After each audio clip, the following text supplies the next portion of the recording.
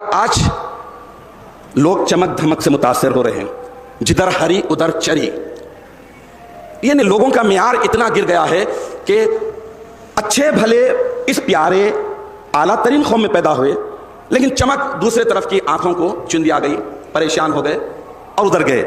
تو یہاں پر سے جو اعلیٰ قوم ہے، اللہ کی معرفت، ویژن آف اللہ پر عمل کرنے والی ہے، قرآن کی سورہ یوسف کی آیت نمبر 108 میں اللہ تبارک و تعالیٰ بتا رہا ہے کہ جس نبی نے بتا دیا کہ علی بصیرت، دعوت بصیرت پر میں انا ومن اتبعنی اور میرا تابع تام دونوں عمل کریں گے، تو مہدی علیہ السلام نے بھی اس دعوت کو عام کام کر دیا، دنیا کے سامنے پھیلا دیا،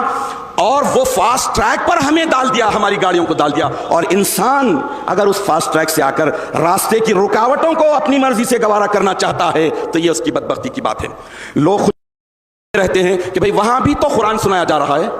وہاں بھی تو احادیث سنائی جا رہی ہیں، وہاں بھی تو اللہ کی بات ہی بتائی جا رہی ہے۔ ایسے احمقوں کے لیے، ایسے کمقلوں کے لیے ایک حدیث شریف آپ کے سامنے رکھ دیتا ہوں، امام حاکم مستدرک کی ہے، حدیث نمبر 4712/310،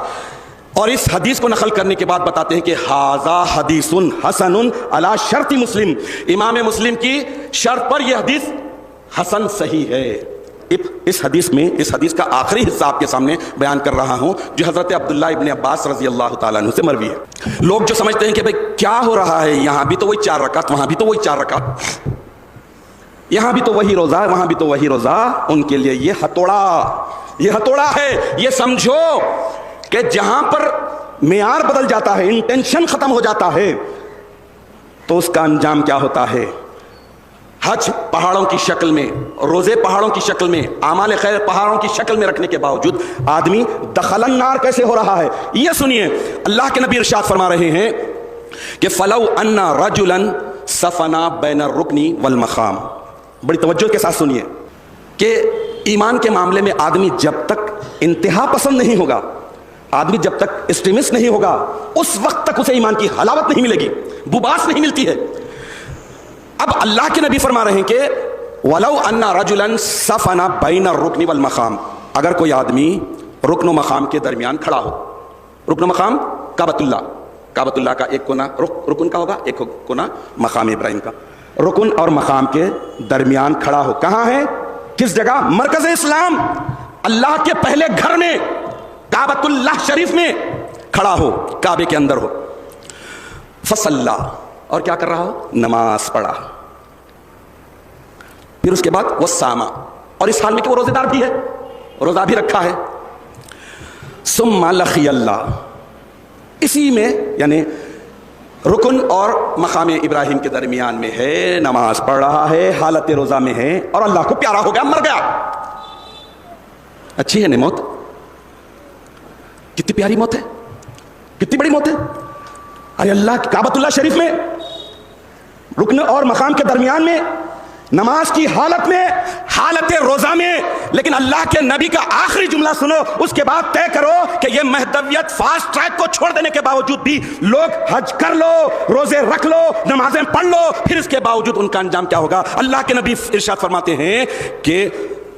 وَهُوَ مُبْغِضٌ لِأَهْلِ بَيْتِ محمد، اور وہ اس حال میں محمد کی اہل بیت سے بغض رکھنے والا ہو، ذرا بھی عداوت رکھنے والا ہو، دخل النار، دوزخ میں چلا جائے گا۔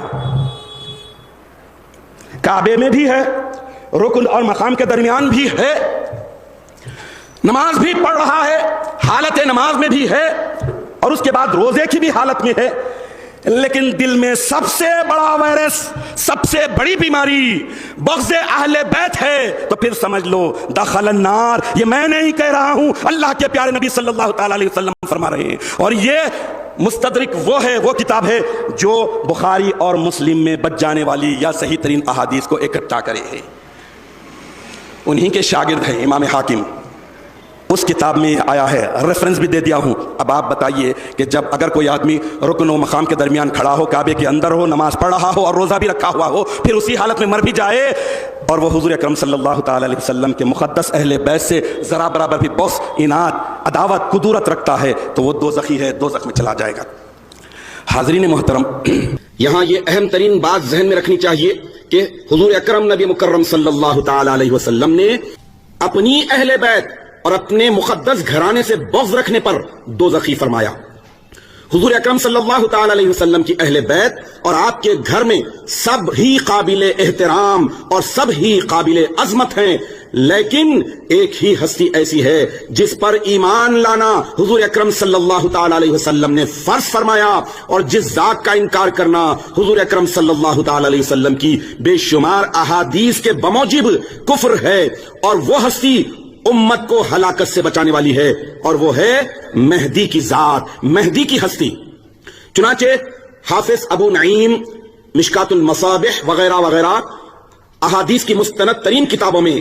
جو حدیث آئی ہے اس میں اللہ کے پیارے نبی صلی اللہ تعالی علیہ وسلم ارشاد فرما رہے ہیں کہ میری امت کیسے ہلاک ہوگی جس کی ابتدا اور آغاز میں میں ہوں اور آخر میں عیسیٰ ابن مریم ہے، والمہدی اور مہدی من اہل بیتی جو میری اہل بیت سے ہے، فی وسطھا